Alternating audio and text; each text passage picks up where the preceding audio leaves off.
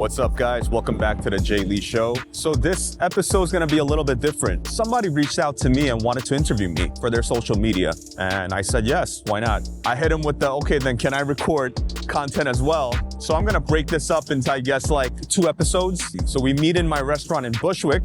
This guest, really interesting. I always wanted to meet him. Korean American, lives in Jersey. He's the CEO of Jubilee Supermarket. I love that market. They have a few locations that I know of that I've also visited. And it's really interesting because he worked his way up from being a stocker. He just stocked aisles and then he worked his way up to becoming the CEO. And his newest location in Greenpoint, Brooklyn, they went viral for their rotisserie chicken, their burgers, and now there's sushi. So it's really cool. I'm very curious. I don't know much about him. I can't wait to learn about his journey and about him. And I hope that you guys can enjoy that as well. But here it is, guys. So you're the owner of Jubilee. How did you even start the business? I'm very curious. Ever since we were very blessed and fortunate enough to be kind of in the public's eye, like a lot of people are confused because there's in total 4 locations. 4 locations?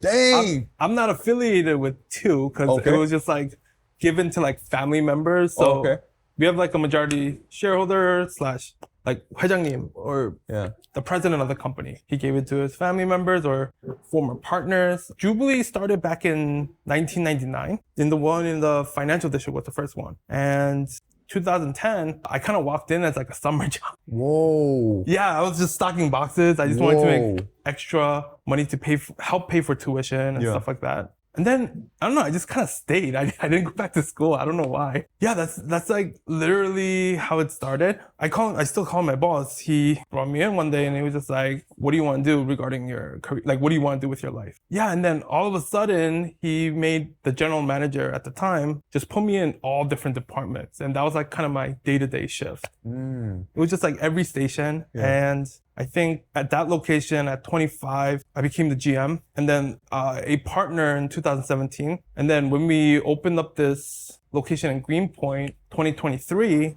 they officially like made in the shareholders agreement while we were redoing it as like CEO and owner. Yeah, very, very fortunate. Wait, hold up. So at 25 in FIDA, you became the general manager. Yes. And then when did they make you a partner there? Yeah, they made me a partner there first at 2017 because I don't know. So I didn't know, but apparently like amongst like the Korean grocery store community, I don't know. They heard some rumor about like maybe me wanting to leave. Whoa, okay. Or like someone's trying to approach me. Yeah, trying to poach you maybe. Yeah. Like, what? That was like the first of me hearing it. And yeah, he was, well, I mean, you've been here for like 7 years. Let's make you a partner. And I was given the opportunity to purchase a percentage. And it was very generous because I was able to purchase it at a price when we initially, like the initial investment price. Oh, okay. Back in 1999 or whatever. Right. So it was like it was like unheard of. I think it was like 20% of what it's worth now because it's so established now. 2020, like right after COVID, we were given this opportunity for the Greenpoint store. And we signed the lease, but because of COVID, it took us actually 3 years to open. But that's kind of I don't know, it feels kind of boring. No, that's crazy. That's kind of the story. I was very fortunate to meet the 회장님, Mr. Yoon, and that's kind of his I think mentality. So we have another partner and he's kind of like the acting. We're not really big on titles. So he's almost like a managing partner for the FIDA location while I'm kind of trying to split my time from 2 stores. I see. Okay. But same thing. He started in the aisles and when we decided to open the Greenpoint store and redo all the shareholders agreement, he was given the opportunity to purchase a percentage from our boss. Same thing. I think the evaluation was a little bit higher than me, but it's still like, that's what it came to. So what's your day-to-day like as the owner of Jubilee? So right now, it's been 3 years at the Greenpoint store. We're like very close to breaking even. So we're still in the red. Oh, wow. Actually, this is probably the first or second place I'm actually saying this publicly just because no one asked. But I think it was to a point where it was like, I think so far, just on operating costs, we lost about 1 or 2 mil Oh my gosh. in operating costs. I don't know how I still have a job. That's number Whoa. one, but something like that. And then, so right now, I'm in the Five Eye store in the morning. Okay. I debrief with our other partner and the GM, and then right after, around 10 or 11, I'm usually at the Greenpoint store till 8 or 9. Because I'm treating this like still a startup. Yeah. But yeah, I think, I mean, luckily, I think we're about to break even soon, and I think it's because like the profit, like just like the restaurant, it's so thin to begin off with. Yeah. I agree with a lot of things you said about, back in the day, people were like, oh, the rent, like the grocery costs, but it's actually labor. Yeah. Like that is your biggest expense. Yeah. And also I've been told like I take the hard route for no reason. Like there's like easier ways. Granted, like I feel like the grocery store is like one of the, out of the whole hospitality category, I think grocery stores usually get a bad rep, or it's like the least quote unquote ethical out of like, let's say restaurants. And then there's bars. And But yeah, I've been told like I like taking the hard route, but that's just because I also think like systemizing is very important. Yeah, for sure. So just taking the right step, I think. Yeah. It's just taking us a little longer than it has to. Yeah. You guys went viral for your burgers, or now called sliders, right? And then now the sushi program. Yes. So wait, were these your ideas? I'm very curious. So yes, a lot of the projects that did go viral, they were my idea. But I don't know if I want to take credit, just because it's like food. I feel like I just put out there food that everybody already loves. Yeah. And most of the ideas most of the food projects we do came from customers to begin off with. So like the burgers, we did 1 year in the cafe of like no traction or no sales before the burgers. Like we tried everything too. Oh, wow. I think. And then I was just like. This was in the Greenpoint location? Yeah, Greenpoint location. Gotcha. So I was like, let's just do burgers that I grew up eating, affordable. Yeah, because like everything in Greenpoint was so expensive. Yeah. It still is. Yeah. Right? There's like a lot of buzz about overpriced or is it worth it kind of buzz in Greenpoint. And that was the first where customers were like, can you guys put like something affordable on the menu? So I started hearing that and I'm like, let's just do it. Sushi was one thing like our customers have been asking since we opened. Supermarket sushi gets like a bad rep, or like grocery store sushi gets a bad rep. Yo, I think that's a hack to eating great sushi, honestly, for me. Right. Honestly. But then I didn't know how much love there was around the grocery store sushi. And then that's the thing that we did where I was just like, I don't know, I just like to take one more step than the traditional, I think. So the sushi program is in Greenpoint only, or in Friday too? So we can't, it's just in Greenpoint, to answer your question. It's hard to run both food programs at both locations because one, John Street already has like this infrastructure since 99 where we have this like, when you're in Midtown, we have that like hot bar or whatever you want to call it. Which takes up literally most of our kitchen space. Yeah. With that being said, the Manhattan location is also much smaller. Greenpoint, we have a little bit more room where we can make prep rooms or makeshift prep rooms. So yeah, there's always like back and forth on Instagram. Like, I'll have FIDA customers kind of yelling at me like, when are we getting the chicken or sushi? And then when the hot bar went kind of viral, I had like Greenpoint customers, like I had one person just curse me off I guess he was joking. But he was like, we need the buffet here. And it's just like a back and forth. No, but I honestly, I think each place should have its own charm too. So I think like, even for us, like we have wood fired oven here and we have like Wok in East Village and then Bushwick. We have, our menu slightly little different. We have some menu items here that we don't have there, but I think you can't make it exactly the same. It needs to be a little bit different where people, each place has its own charm. So I don't think that's a bad thing. No. And I think, whatever future locations I'm a part of, I don't know, it might be just like maybe one more. Hopefully. And I'm talking like maybe 5 years down the line. I just want like all the culinary stuff in one roof where it just makes everybody happy. If the opportunity arises, I'm down to invest and be part of the food program there. No, seriously, because I love supermarkets. I love eating sashimi. Like I don't know. Do you like H Mart? Yes. Do you like what's the other one? Where Rockstar Chicken's in? That Bazaar, Food Bazaar. Yes, Food Bazaar. Yeah, I like Food Bazaar too. Yep. So whenever I go and I see like a sashimi set, usually it's like salmon, tuna, and fluke. I buy it. I'm like, yo, I love that, and it's fresh. Yes, You know? Yeah. 100%. And then, I mean, H Mart. I think their sashimi program is very underrated. Yeah. Sometimes they bring in seafood from Korea, still alive, and they just shove it in the Korean flounder, right? Yeah. Like from Jeju? Yes, from Jeju. It's so good. Very good. Man. Yeah, I mean, they do like a bang up job. Yeah. I think, I guess like a hack. If you give whoever's taking care of you, I usually slide him like a 10 or 20 before he does it.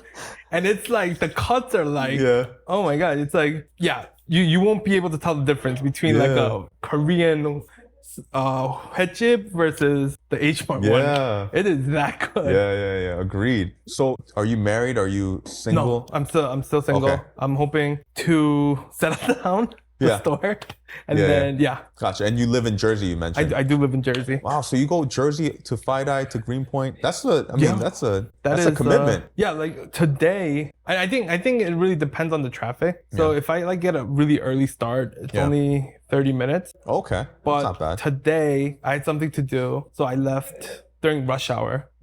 I skipped FiDi, I went straight to Greenpoint, and my Navi said like 2 hours. Oh my gosh. So it ranges from 25 minutes to literally 2 hours. So and here it's not far from Greenpoint. No, so. I was like very. When you're like, thank God, nice. Yeah, you're like butchering. I was like, yes. I was like, yeah. Yeah. I live in Long Island City, so okay. I've been to Jubilee and Greenpoint. Oh, really? But I think this is before you guys went viral for the burgers. But I used to like jog down and then very popular jogging route. Yeah. So what's a big misconception on like supermarket business? You mentioned it's kind of like unethical, maybe. Anything else? I think the profit line is very misleading. So it's a known fact, right? Well, I see people argue about it on Instagram all the time. Yeah. And so supermarket profit margin, the profit percentage, they're right. It's typically, it's not 1 to 3%. New York City, I think it's somewhere around 3 to 5%. Let's say. But even if it's at 1%, that number is like very astronomical. Where it's like, where it's not like a restaurant where you're just going by the service hours, and then it's like the ticket volume where it's like you're a grocery store. So it's just, you're constant. You're all day. Yeah, and it's like the average ticket size is like $40 to $50 in New York City. Yeah. So with that, that number does get big. However, I think the expense part is very big. But the profit line, if you do run a super successful supermarket or grocery store, there is a lot of money in it, I think. Which people, Do you think H Mart is like, what do you think they're doing? The way they're expanding is mind blowing. I can't believe how it's insane. From what I know there's like, I know it's kind of separated almost, where it's like the owners are, I think there's some corporate stores, and then someone owns like the East Coast region and the West Coast region. Okay. I have to double check, but that's what I think it is. I think they're doing crazy numbers. Oh my, yeah. Like a successful supermarket, what would they do in revenue a year? Like New York City. Independent stores, let's say any of the popular big 5 independent stores that everybody knows, which I won't share, but you know which ones I'm talking about. Depending on their model, I don't know, 20 mil, 30 mil, 20 million. Wow. And also, I guess it's different too, like what kind of market you have. Yeah. So if you're, and it depends on what neighborhood too, because like some places, they'll just work off of volume versus, and that's like kind of the approach that we took. So I think that's why we're also taking so long to break even, because we took a model, which is like a quote unquote fancy supermarket. Yeah. And then from there, we just dropped all our markup. I think like 30%. So we're just like, we're not this or that, but I feel like I'm very proud of the fact that we're the most affordable grocery store in Greenpoint last time I checked. And I don't know, everything's so expensive. Yeah, everything's gone up. Everything's gone up. But with that being said, I think, I know we try to do like a lot of community work. With that being said, I think a lot of other grocery stores should be doing a lot more community work within their neighborhood. Not to put them on blast. But So to me, right, I'm like, when I think of like grocery stores, I think of like Whole Foods. I think of H Mart, Trader Joe's, Jubilee. So How do you differ from the rest? Well, okay, Whole Foods, let's say you got Whole Foods, Wegmans, Trader Joe's. Yeah. Their revenue, I would assume, I mean, just from the revenue and volume, it's just night and day. Okay. Like, I think we're a 7-Eleven compared to them as a supermarket. Some of their more popular locations, and this was like way back before Amazon took over. Yeah. From what I know, their weekly sales were like our monthly sales. Jeez. Yeah, so it was like a lot of revenue. Yeah. Per store. Right, it's a little different. Trader Joe's, they're private labeling. Whole Foods, I think they received the benefit of being the pioneer of a healthy, local, sustainable market. Yeah. But I don't know. Now I feel like every market's about the same, where there's no like. It's not like a specialty anymore. No, I think it's just categorized, except for Trader Joe's. Yeah. I think everything's kind of categorized under a market. Like a New York City grocery store, New York City supermarket, where you can get organic Bell & Evans chicken in a Key Food. Yeah, that's actually true. Yeah. A lot of organic products in Key Food. Other than that, so like I guess the outliers will be Trader Joe's, Happier Grocer. Yeah. It's a very niche. But that's about it. Everything else is just like. That's an interesting point. Everything's everywhere at this point. Like you're right. Like organic products, you could find that organic products in every supermarket. So with that being said, I think it comes down to how fresh is your fresh department, like produce, meat, fish, plus what your prices are. I think that's what it boils down to. So how hard is it to maintain like fresh like fish and meat inventory? Even produce, I feel like it must be hard. It must be very hard. I think the beginning was very hard too, because our sales weren't backing it. Luckily now we have some sort of rotation. Yeah. When your sales isn't there and you still want to keep fresh product, unfortunately, you're kind of tossing it.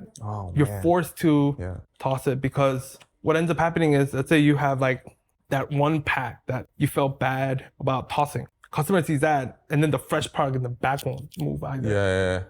Yeah, so like the true. first out rule sometimes doesn't. It could potentially hurt you if you don't pull it out. And I feel like grocery stores also is very wasteful, very against the whole environmental friendly aspect, because everything's single use. Yeah. Which that's what I mean by like unethical in the sense where it's like restaurants. Yes, restaurants do also do takeout, but I feel like their main focus is in dining, where everything's like permanent. It's like glass cups, plate, plateware. Where supermarket isn't. We're really just like designed to use plastic. Where I've tried going the eco-friendly route. Yeah.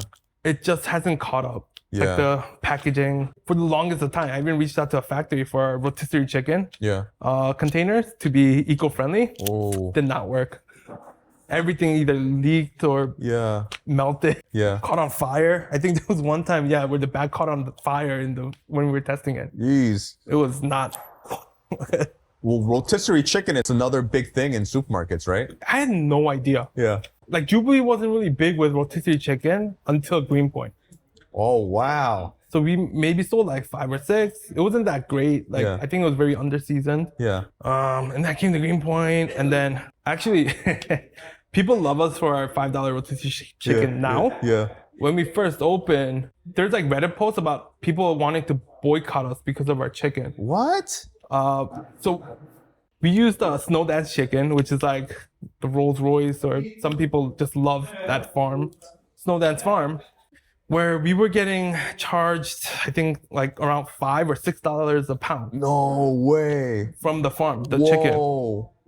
Chicken was beautiful. Yeah. It was super good. Well, I approved going in that direction. Great.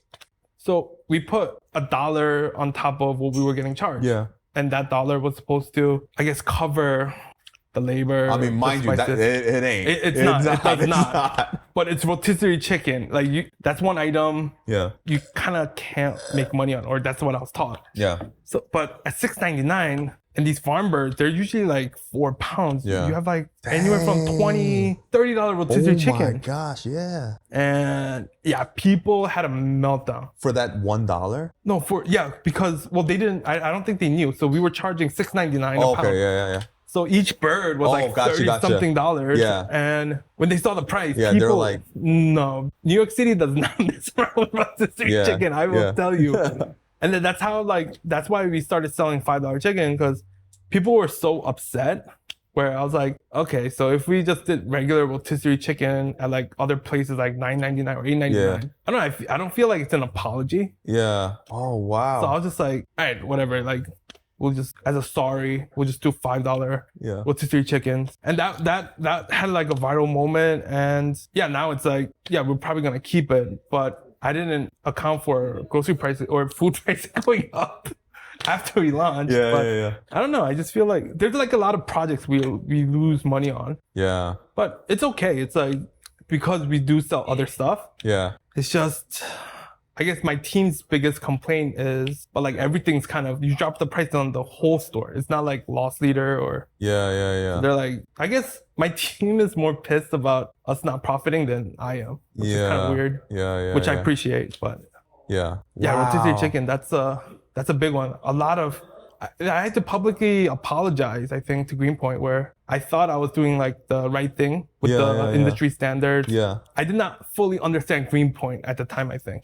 I also think maybe you were too ahead of the time. Yeah. I think like people that appreciate like the quality of chicken, I think in the near future, they're gonna be like, oh, that's the chicken we want. Right. You know what I'm saying? Also, I think because we're a grocery store, we're supposed to service like everyone. Yeah. Well, that's true too. It Yeah. has to be like a happy medium where we can't go super one way or super the other. Yeah.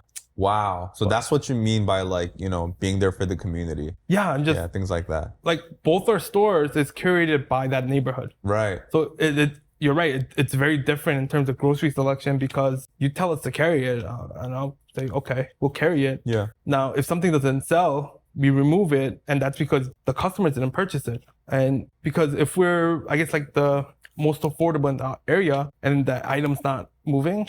So yeah, like I guess in terms of curation, it's just whatever customers want. Yeah. All right. So I'm curious. You live in Jersey. You're Korean. Okay. Korean food. Who's got it better, Jersey or New York? Jersey hands down, right? Jersey hands down. There's a couple of big hitters, I think, in the city. Like now that I've been kind of in the city here and there. Well, you beat me in the final round. with a Korean. Yes. Yeah. I was nervous because that is a very good spot. No, but my wife reminded me. She's like, "Wait, why did you recommend that spot? You love kalguksu at Arirang." I was like, "Oh my gosh, I should have said that. Why?" Arirang is another big hitter. Banger, yeah. Banger. And 100%. I guess I got a little nosy. I tasted it. It felt like hand pulled. Yeah. So. Oh, you went to the I went there. Yeah. Or not Arirang. Oh, you went to Arirang? Yeah. I feel like it's hand pulled. Yeah. So I looked in the back and there was some emo just like literally doing her thing, and I'm just like, oh yeah, that's why it's good. But that would have been tough. Yeah.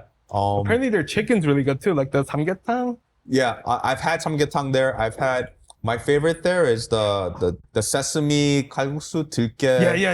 Yes. Oh, it's so good. That's such a sleeper, I know.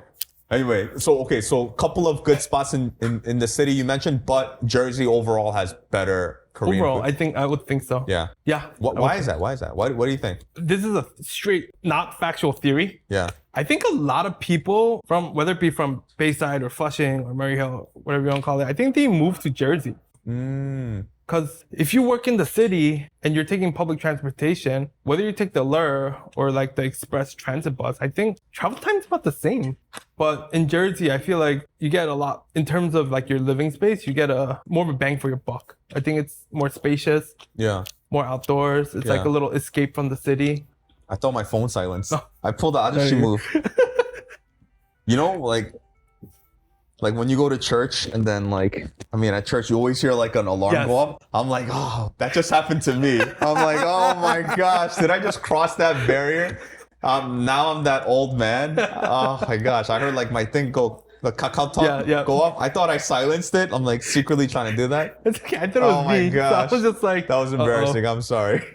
My other theory is that I might get canceled for this. I think because there's more volume in New York, right? In the city or in Flushing, the 사장님s got greedy. Okay, they got greedy because once you taste money, right? Once they touch the money, they start to get greedy. They're like, oh, let's cut quality a little bit all around, and they just start bulk batching everything too much, and that's my theory. Actually, I'm gonna back that up. Happens a lot in grocery stores. So a lot of key foods are owned by Koreans. Just I don't know if people knew that. Okay, I did not know that. Like a huge number. For whatever reason, a lot of these, and that's all I'm exposed to, right? I don't know people from like, let's say Brooklyn Fair or any of these other, or Citadella, but from what I know, just because this is how I was taught, when the sales are down, the first thing Korean owners do is cut payroll and just raise prices. Even when it's successful, that's what they do. Yeah. They're like, okay, like we're getting volume, let's jack up the price, or let's, like you said, batch whatever we need to do, like in the deli, or if your sandwiches are selling like crazy, we're just gonna like cut corners. Yeah. I don't know why that is, but I think you're right. I think it's a little bit of greed. Yeah. But some people can like, okay, some people, if they're savvy, they're like, in operations, they're like, okay, you know what? Let's make it better. Mm-hmm. Let's save money by like negotiating with our vendors. Now we have more buying power or whatever, you know, Right. something like that. But I think a lot of them are not savvy like that. They're too old school. They're kind of small thinking. I might get canceled. I love Flushing. Please don't cancel me. But that's my theory. Because you're right. When I go to Jersey and I taste the Korean food, I'm like, yo, this tastes amazing.